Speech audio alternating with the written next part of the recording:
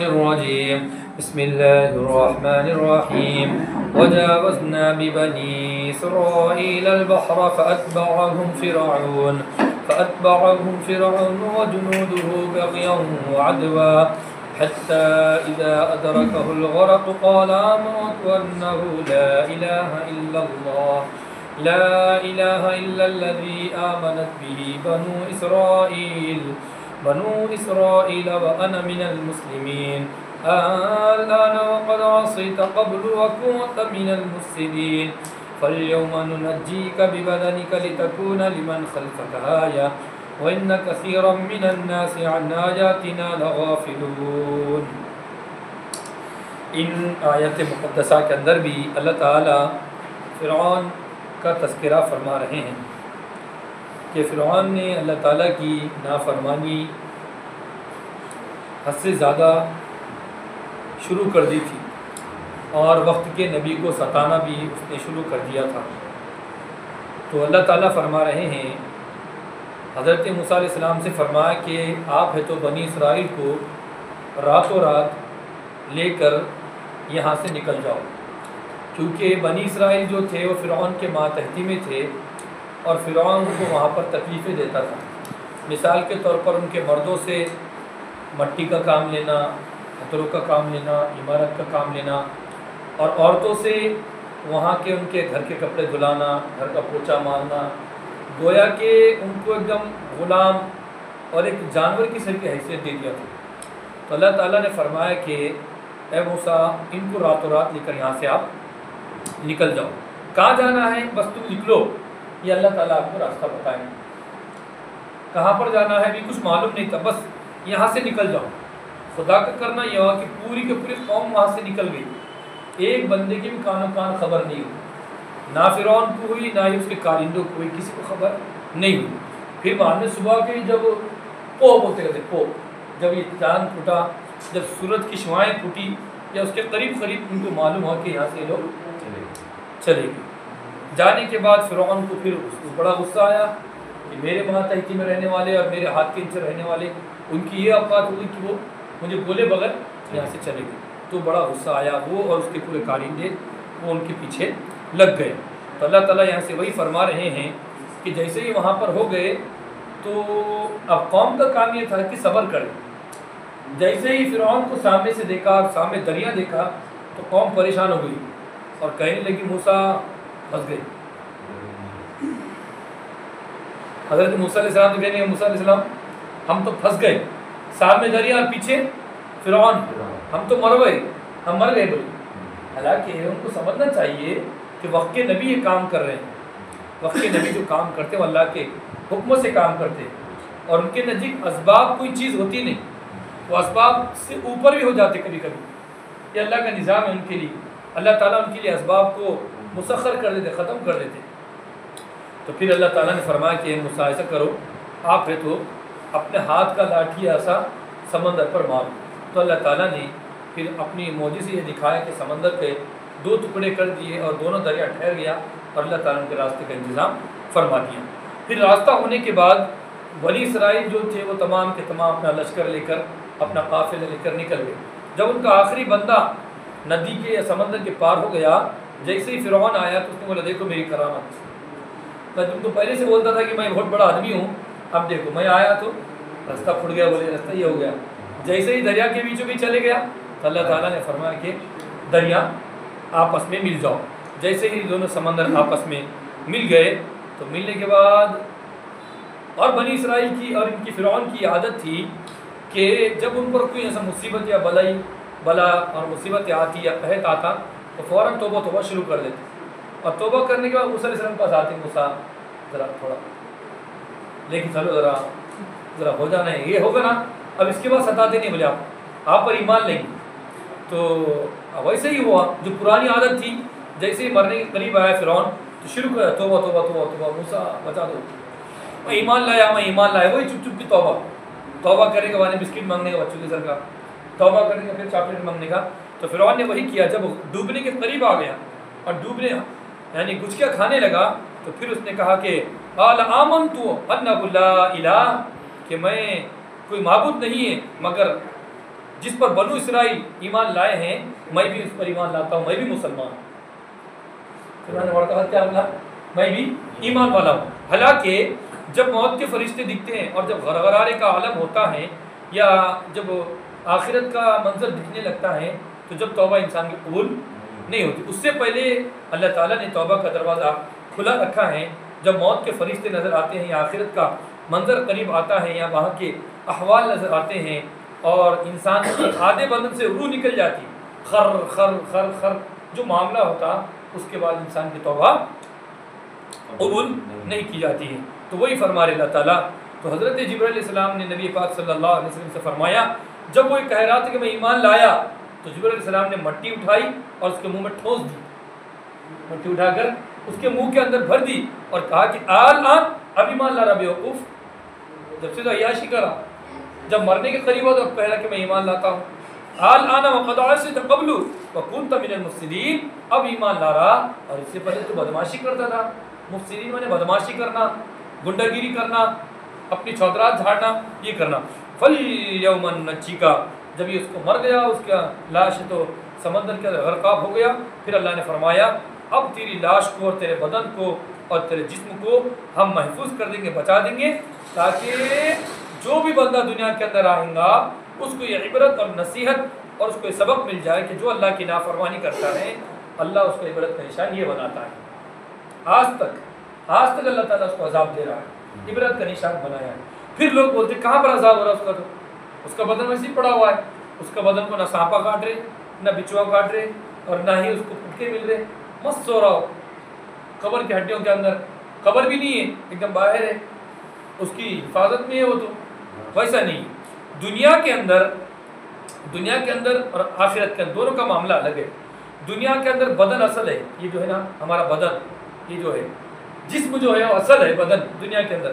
مثال کے طور پر اگر آپ میرے کو تھپڑ ماریں گے تو میرے کو تکلیف ہوگی، اور یہ تکلیف کس کو ہوگی؟ میرے بدن کو ہوگی، یہ میرا گوشت ہے، میرے گوشت کو تکلیف ہوگی۔ یہ جو گوشت کا ڈھانچہ ہے اس کے اندر، دنیا کے اندر یہ جو گوشت کا ڈھانچہ ہے یہ اصل ہے، اور جو اس کے اندر روح ہے وہ ڈپلیکیٹ ہے، مطلب روح یعنی 2 نمبر پہ ہے، 1 نمبر پر بدن ہے اور 2 نمبر پر اس کی روح ہے۔ اور آخرت کا معاملہ الٹا ہے، آخرت کے اندر روح اصل ہے اور بدن اس کے تابع ہے، 2 نمبر پہ ہے، 1 نمبر پہ روح ہے اور 2 نمبر پر بدن ہے۔ تو اس لیے جو عذاب ہوگا تو وہاں پر روح کو مارا جائے گا، کس کو مارا جائے گا؟ روح کو مارا جائے گا، تو بدن کو لگے گا۔ جس طرح دنیا کے اندر بدن کو مارا جاتا تو روح بھی محسوس کرتی ہے اس کا اثر، تو اس کے ٹھیک اسی طریقے سے آخرت کے اندر روح کو مارا جائے گا تو بدن بھی اس کا اثر محسوس کرنا۔ تو برابر اس کو پھٹکے مل رہے ہیں، ہم یہ نہ سمجھے کہ پھٹکے نہیں مل رہے، یہ نہیں مل رہے۔ ہر بندے کی قبر جہاں پر مر رہا ہے وہ قبر ہے۔ ہم یہ سمجھتے ہیں کہ قبر وہ ہے جو مٹی کی ہے، بلکہ مٹی کی قبر نہیں ہے، بلکہ جہاں پر بندہ مر رہا ہے وہی اس کا نام قبر ہے۔ سمندر کے اندر کوئی بندہ مر رہا ہے تو وہ قبر ہے، اگر کسی بندے کو مچھلی نے کھا لی تو وہ قبر ہے، اگر کوئی بندہ آگ میں چلا تو وہ قبر ہے۔ جو بندہ جہاں پر مرتا ہے وہی اس کی قبر شمار ہوتی ہے۔ پھر فرما اللہ تعالیٰ ہم نے تیرے بدن کو محفوظ کر دیا اور تیری روح کو پھٹکے دے رہے۔ وَإِنَّ كَثِيرًا مِنَ النَّاسِ عَنْ آيَاتِنَا لَغَافِلُونَ، مگر مسئلہ یہ ہے امیر صاحب، اتنی بات ہونے کے باوجود بھی، اتنے سبق ہونے کے باوجود بھی، اتنی عبرت کے نشانات ہونے کے باوجود بھی، اتنا سبق آموز واقعات ہونے کے باوجود بھی، اتنے محلات کھنڈرات ہونے کے باوجود بھی اکثر لوگ اللہ تعالیٰ سے غافل ہیں۔ لغافلون وَإِنَّ كَثِيرًا مِنَ النَّاسِ، شکوہ ہے اللہ تعالیٰ کا، اللہ تعالیٰ فریاد کر رہے ہیں کہ اکثر لوگ وہ ہے جنہوں کو ہم نے عبرت کا نشان بنایا، جنہوں نے کھنڈرات دیکھی۔ آج بھی فرعون کے محلات ہیں، آج بھی ہے، اور ایسی ٹیکنالوجی ہے کہ دنیا آج بھی پریشان ہے، آج بھی پریشان ہے کہ فرعون نے بنایا کیسا، یہ پتھر ایسا کہاں سے استعمال کیا اور اتنی اونچان پر اس نے اس زمانے کے اندر کہاں پر پہنچایا، کس طرح انتظامات کیا، کیا کیا۔ آج بھی وہ گھر، اس کے محلات کھڑے ہوئے ہیں، آج بھی کھڑے ہوئے۔ کیا اس کو اللہ نے یہ دیا تھا، اور پھر بھی ہم کو عبرت نہیں ہے۔ آج بھی ہم نے، جیسے ہم نے آپ کو کہا تھا، اللہ کے بندے بھی ہیں اور شیطان کے بندے، تو جس طرح اللہ کے بندے ہم اللہ کی بات کرتے ہیں، اسی طرح آج بھی لوگ تو فرعون کو خدا مانتے ہیں۔ حضرت کیا مانتے؟ فرعون کو خدا مانتے۔ جس طرح ہم مکہ مدینہ کا طواف کرتے ہیں تو لوگ اس کی جو مورتی اور اس کی جو ڈھانچہ بنا ہوا ہے، اس کا جو مورتی ہے، اس کی کیا بولیں گے اس کو، ہاں پتلا بنا ہوا ہے اس پتلے کا کیا کرتے ہیں؟ طواف کرتے ہیں. آج بھی لوگ کیوں؟ اس لیے کہ ان کو اللہ کے نام سے ہی چڑ ہے. یہ 2 نمبر لوگ ہیں. اکثر لوگ وہ ہے جو اللہ سے غافل ہے. دیکھو کوئی کس کو مان رہا ہے، کوئی کس کو مان، وہی فرما رہا ہے اللہ تعالیٰ وَإِنَّ كَثِيرًا مِنَ النَّاسِ عَنْ آيَاتِنَا لَغَافِلُونَ. لیکن اکثر لوگ وہ ہے جو ہماری آیتوں سے، ہماری قرآن کی آیتوں سے، ہمارے مدارس سے، ہمارے مساجد سے، ہمارے خانقاہوں سے، ہمارے علماء سے اور دین کی جو شکلیں نزدیک کرنے والی ہے ان سے کیا ہے لوگ غافل. نہ علماء سے قریب آنے کو تیار ہے، نہ مدرسے سے قریب آنے کو تیار ہے، نہ تو مساجد سے قریب آنے کو تیار ہے، نہ ہی دینی تحریکوں سے آنے کو قریب. باقی اس کے علاوہ جتنے تحریکیں، جتنی چیزیں اس سے لوگ برابر قریب ہوتے جا رہے ہیں. وہی بتا رہے اللہ تعالیٰ. پھر ہم نے آگے اللہ تعالیٰ فرمائے تحقیق کہ ہم نے بنی اسرائیل کے لیے ہم نے گھر تیار کرنے کا حکم دیا تھا. اللہ تعالیٰ نے موسیٰ علیہ السلام کو اور حضرت ہارون کو یہ کہا تھا کہ تم بنی اسرائیل کے لیے ایسے گھر بناؤ جس کے اندر نمازوں کا بھی انتظام کیا جاتا ہو. نماز کے اللہ تعالیٰ نے ہر دور کے اندر بڑی تاکید فرمائی. اور آج امت محمدیہ کا سب سے بڑا المیہ نماز سے غفلت ہے. یہ امت محمدیہ کا بہت بڑا المیہ ہے. نماز وہ عظیم الشان تحفہ ہے جو نبی محترم صلی اللہ تعالیٰ علیہ وسلم کو خاص بلا کر تحفہ دیا گیا. جتنے احکامات نازل ہوئے وہ دنیا کے اوپر نازل ہوئے، مگر نماز جو نازل ہوئی وہ کہاں پر ہوئی؟ ہمیشہ وَلَقَدْ وَوَّانَا. اور تحقیق ہم نے تمہارے لیے اور ہم نے بنی اسرائیل کو ٹھکانہ دیا اور اچھا ٹھکانہ دیا. وَرَزَقْنَاهُم مِّنَ الطَّيِّبَاتِ. اور ہم نے ان کو بہترین کھانے کے لیے انتظامات دیے تھے. اور طیبات اللہ نے فرمایا کہ طیب اور حلال اور پاکیزہ چیز کھاؤ.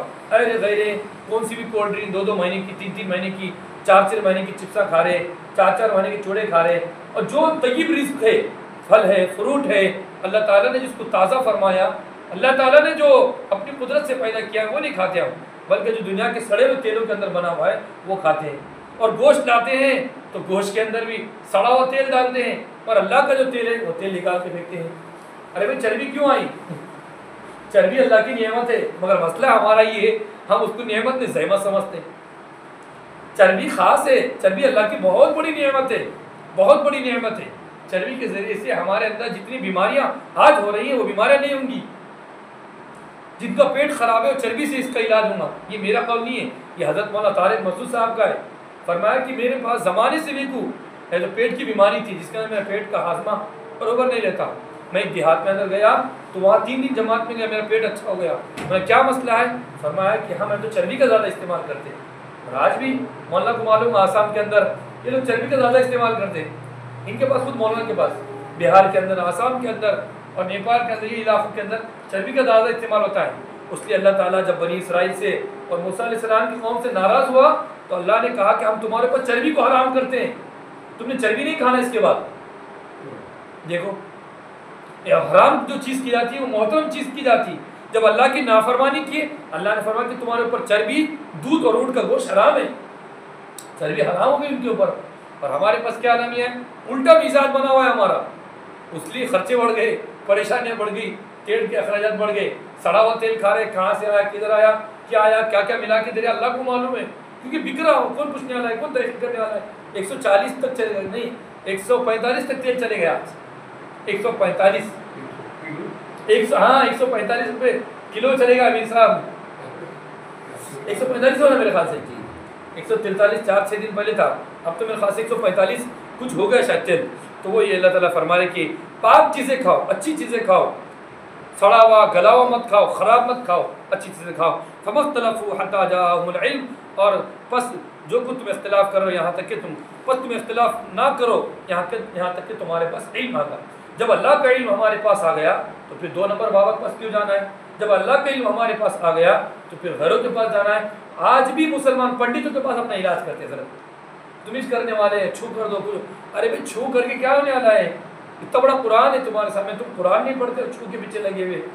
چپ ایسا کر دو کہ کچھ تو ہو جانا، ایسا پیسے آ جانا یا تو بیڑا پار ہو جانا. کیا کرتے بیڑا پار کر کے بھی؟ تم پہلے فقیر اور فقیر رہنے والے، تم کیا کرتے بیڑا پار کر کے؟ کیا کرنے والے؟ لوگوں کا بھلا کرنے والے نہیں کرتے تم بھلا. تو وہی فرما رہے اللہ تعالیٰ کہ تم اختلاف نہ کرو یہاں تک کہ تمہارے پاس